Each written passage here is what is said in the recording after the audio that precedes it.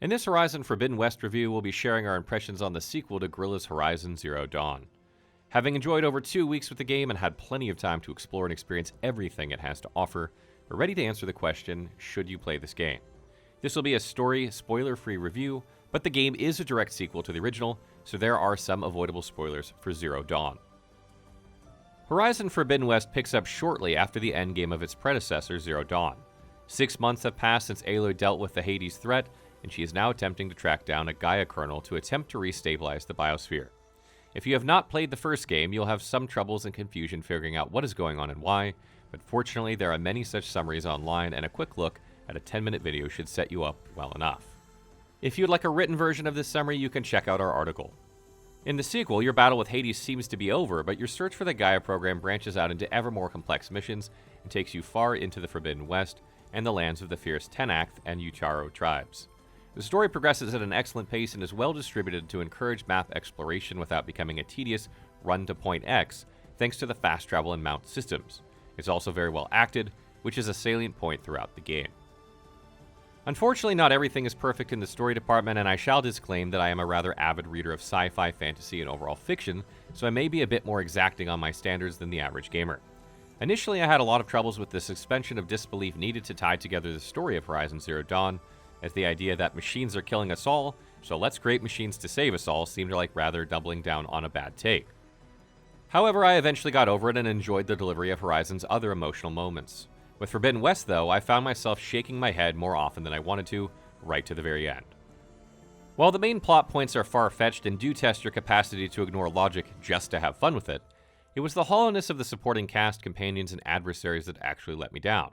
The game almost lured me into a feeling reminiscent of Mass Effect or Dragon Age, where the conversations with your companions reveal information about their background and the world's lore and events, ultimately triggering their quests. The amazing voice acting brought me along to the point where I really wanted to care about these people, but I just couldn't. I struggled to clarify to myself why, but eventually became apparent that it was simply their lack of humanity. Your companions don't have opinions on your actions or any strong motivations of their own, and are largely along for the ride, deferring to your superior judgment in every possible way, and never changing from what they are. This may seem logical given that you are privy to so much more information than they are, but it simply isn't human nature for everyone to just accept dangerous situations without even being told the plan.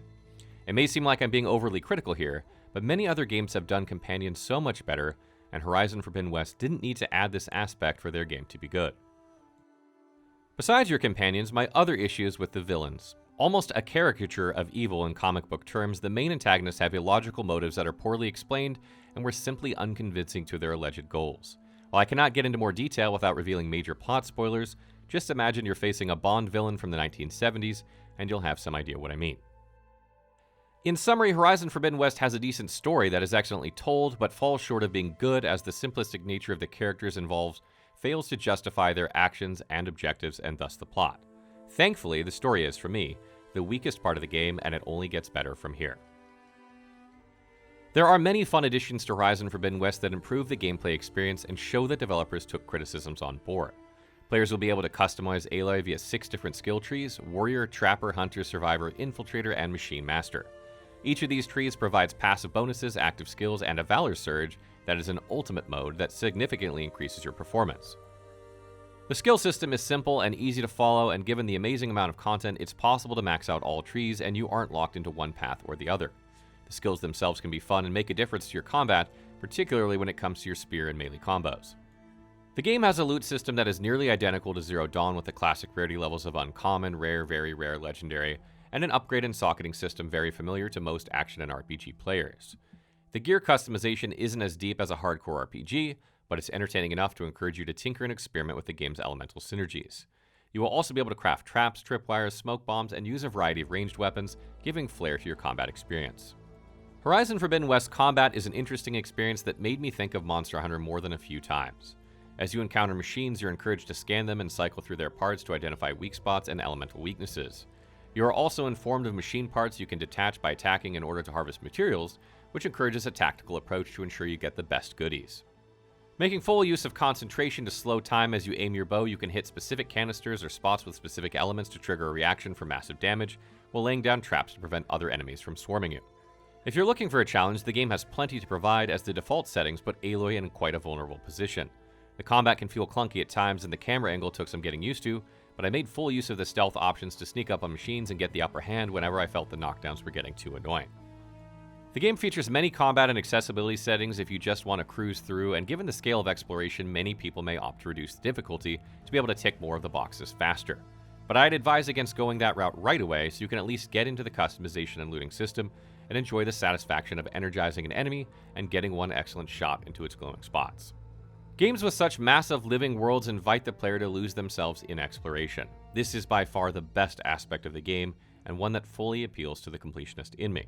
The map will look very familiar to both new and returning players, with easy to understand icons, markers, and fog of war. You can dissipate the fog by climbing up giant machines called tallnecks that help you survey an area, but there's a second layer of fog that will only dispel as you travel and explore each region, helping you figure out where you have and have not been.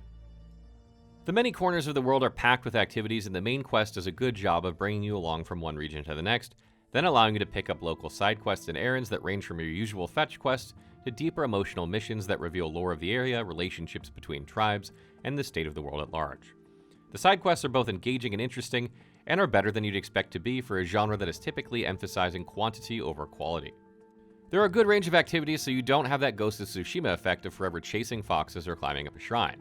You'll get objectives to salvage contracts for merchants, enter melee pits or a challenging machine arena, take on rebel camps and outposts, puzzle out relics from old ruins, visit cauldrons, and do gauntlets. There are, of course, also a variety of collectibles to find, including photograph alignments, survey drones, and black boxes from the last battle of the old ones. In order to complete all these activities, you will need to progress the main story to unlock special tools that give Aloy access to new areas, so there can be some backtracking to previous zones if you're looking to 100% the game. One special note here, there is a new minigame called Machine Strikers that plays out like a combination of chess and a trading card game, and is quite entertaining. And while it might be overwhelming when you first get started, it quickly becomes addictive and every game is a ton of fun. I doubt it'll spawn a standalone game like Gwent, but you will lose countless hours playing it. The graphics of Horizon Forbidden West are simply amazing. This is a beautifully designed and amazingly rendered world that looks stunning on my 4K TV. The game features fidelity and performance modes, where one has sharper textures and the other stabilizes frame rate. I was able to enjoy the whole game with fidelity mode, but if you're attentive to FPS, you'll likely enjoy performance mode more. Both of them provide a really immersive experience regardless, with only some minor distance pop-up. Performance-wise, I have some minor complaints that the developers said would be addressed with the day one patch, such as a random black screen or loading that appears for a few seconds when moving around the world. I also had some minor issues with clipping, getting out of bounds, I was fortunately able to get back in, and getting stuck in first person from odd camera angles. All of these can be annoying, but are really rather minor when put in perspective with the scale of the game at large. The game's overall visual performance is remarkable, and the PlayStation 5's improvements in reducing loading times to almost nothing continues to impress. Horizon's music score is, for me, underwhelming. While the idle and exploration music was subtle enough to be entertaining, I found the crescendos and cauldron exploration to actually be annoying, and overall I found myself trying to put the volume down more than once. Perhaps I've been spoiled by the outstanding music scores of other games, but it simply didn't do it for me, and the only time I noticed was when it was irking me. The lower points of the music score are, however, completely rectified by the outstanding voice acting. The cast of Horizon Forbidden West delivers an amazing interpretation of the characters and story, and it's some of the best voice acting in gaming. Every side quest and NPC interaction is voiced and voiced well. The talent behind each character has been perfectly casted, and I very much enjoy the depth this added to each interaction that I had in the world. Is that how I get to Barren Light? Yes, I mean usually, but not today. Not yet. And why is that? Well, the Daunt. The whole valley. It's infested with machines.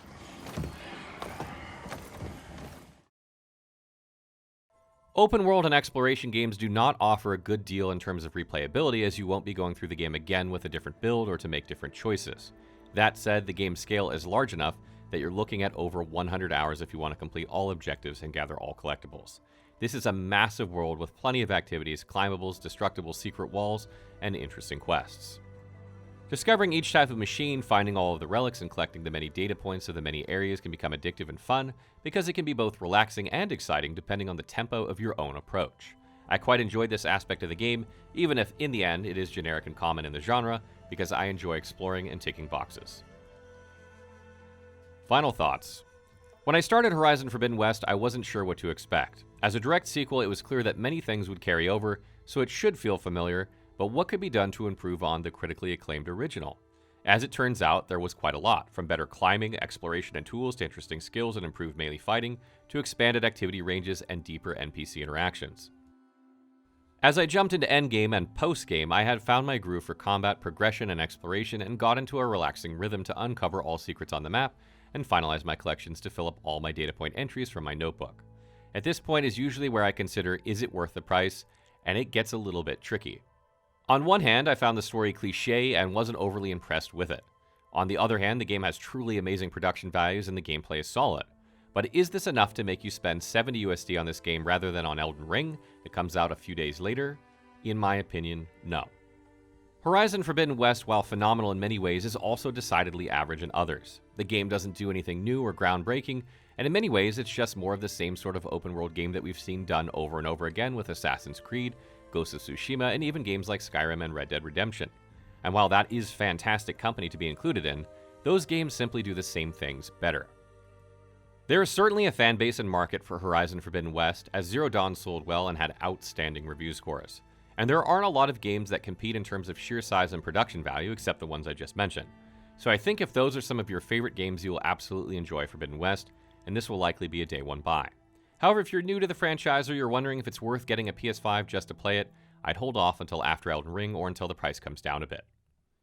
Horizon Forbidden West is a gorgeous and highly polished experience that takes full advantage of the PS5's superior hardware.